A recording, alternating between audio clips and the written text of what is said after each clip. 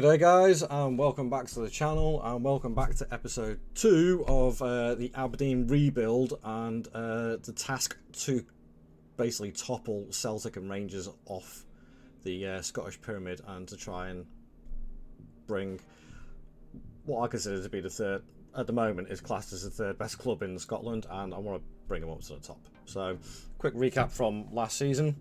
We pushed it really well.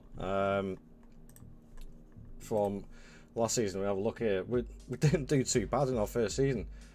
Joint points with Rangers. We're into the Champions League, and we only finished 4 points off Celtic, which, to be fair, isn't too bad. It's not too bad going for a first season, considering the financial firepower that Celtic have. That's really good. So we'll get into club vision wise.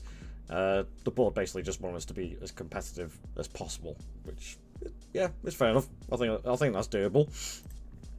Finances wise, I can't remember off the top of my head exactly what our budget was at the start of the season, but we've still got a couple of million left. But we have made a few transfers to try and strengthen the squad and push on as well.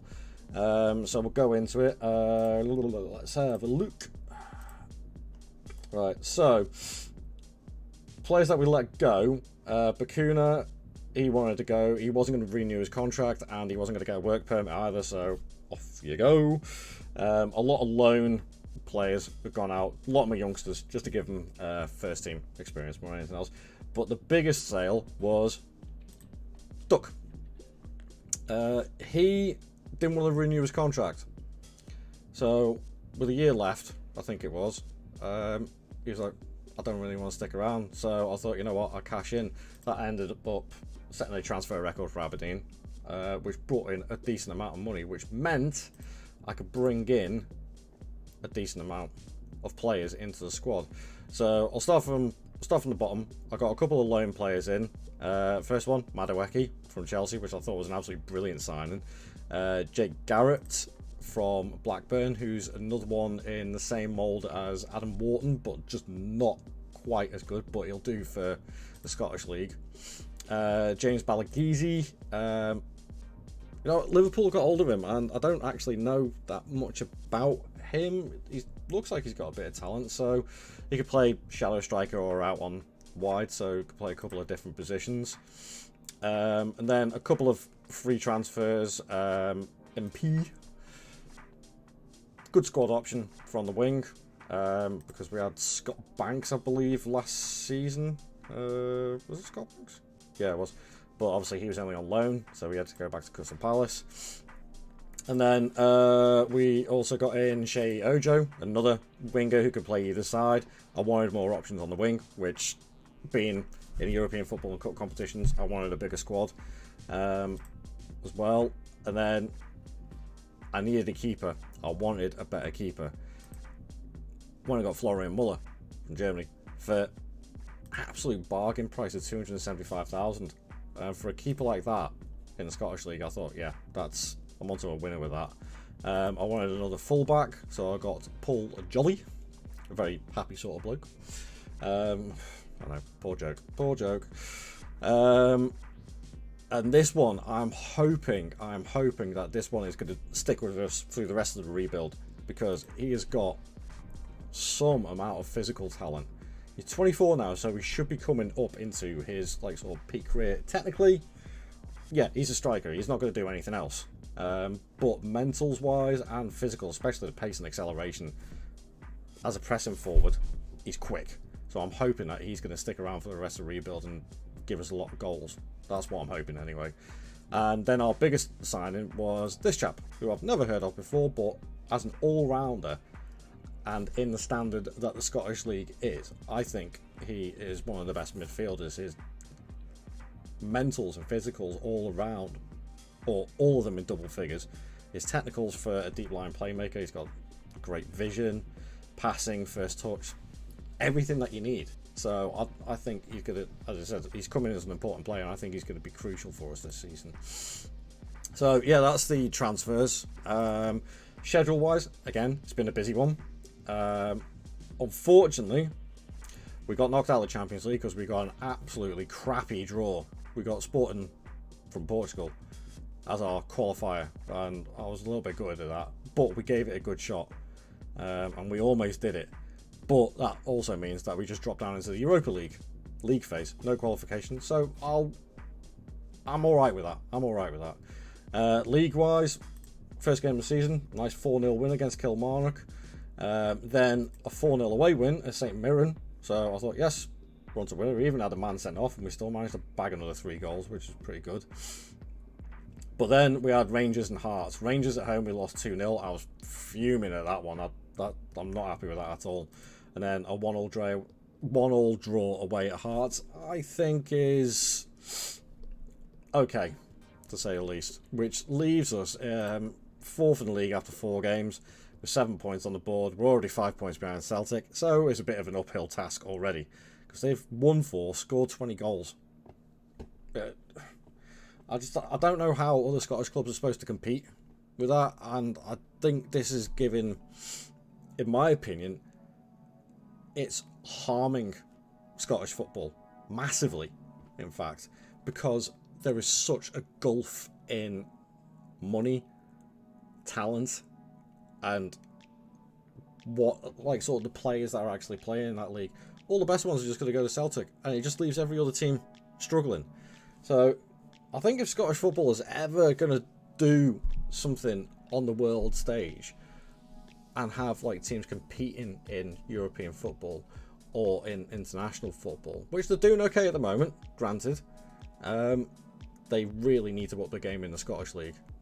They need to change something, because the difference in class is just ridiculous. But that's my humble opinion. I do think a lot of things need to change. But we'll leave that like that for the moment. And I'll simulate the season, and we'll see what happens when we come back. So I'll see you in a few seconds.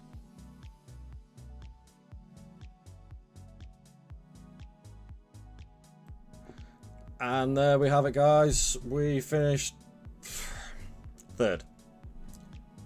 A big drop off. Well, not a bit. When we compare it to, let's have a look at the league table for last season. What did we finish on? 79 points. We were on 70 this time.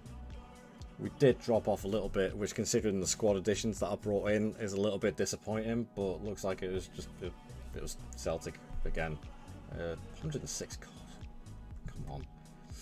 I mean, we scored 65, which is not a bad league total, but when you're competing against 106, it's not much you can do. But it's Europa League qualification again. And we actually, looking at that, we had a really bad run to the end of the season, where it's not good enough. It's not good enough at all. I'm not happy with that. If we have a look at, if we have a look at the competitions, oh yeah, we won a friendly cup. Knocked out the Europa League in the playoff round, so we got through the league stage, I think. League phase. Yeah, qualified in 18th, so 3 wins, 3 draws. Oof. Lazio and Ferencváros. Good games. Lost to Benfica and Hoffenheim, and then we go through to the knockout round, and we got knocked out by Benfica 4-2. So Portuguese teams thorn in our side at the moment. And then Scottish Cups, semi-final by Kilmarnock and 4th round by Livingston. So all in all, competitions-wise, very, very, very small progress being made. Very small progress. If we have a look at the squad, let's have a look at the goals. Who got the most? Obafemi. Okay. 21, so 1 and 2. That's good. I'm happy with that. Balgizi got 10. Where did Matter? Unless his loan's already... Yeah, his loan may have already finished. I'll have a look at Madaweki in a second. But all in all, I did forget to say, because I got these before the transfer takeover, I actually did sign Jesse Lingard as well, who hasn't done too bad. 7 goals, 8 assists. Quite happy with that. But not enough in the average ratings. Literally, my best average rating was my goalkeeper. So that's a positive. If I have a look at the transfers again, let's have a look at the transfer history. Madaweki, how did he do? 30 games all in all, 9 goals, an average rating of 7.2. our best player of the season. So, yeah, there we have it, guys. I'll roll on to the next episode to see how we get on. But all in all, things must improve. Question is, how do you improve them? Because when you have a look at the financial side of things, ain't got much of a budget again. So it's going to have to be a bit of wheeling and dealing and see what I can sort out. But besides the overall balance, everything's looking alright on that side of things. We've got no debt or anything. It's just this. You want to compete, you got to spend money, unfortunately. That's just the way it is nowadays. But either or. Doesn't really matter. So thank you very much for watching, guys. It's really appreciated. If you like the video, please click the like button to boost the video up, and subscribe to the channel, as more of these videos will be coming over the coming weeks. This will be a 5-part rebuild series for Aberdeen. There is another series coming after this for a 5-part rebuild of Bournemouth, who are struggling in the Premier League, and then so on and so forth. We're going to be doing more videos after that. So, as I say, if you do like it, please leave a like on the video, subscribe, click the bell notification icon, and I will see you guys in the next video. Thank you very much. Thank you very much for watching. Can't even get my words out. And I'll see you in the next video. Cheers. Goodbye.